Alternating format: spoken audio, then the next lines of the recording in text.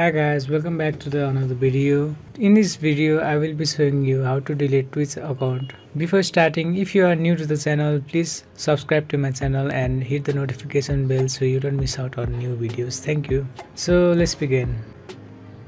Let's open Twitch from browser. So type on twitch.tv.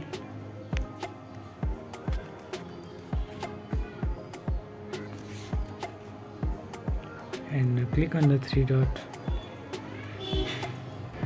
Click on the desktop side. Now you are opening Twitch in desktop mode, so let me zoom in and let's log in. Sign in. So I have to verify it. Now I have logged in, so what you want to do now is that open your profile and click on settings. Here down you can see this disabling your Twitch account, so we click on that. So now you can disable your account and it will not delete our information. If you want to delete, we have to contact the server.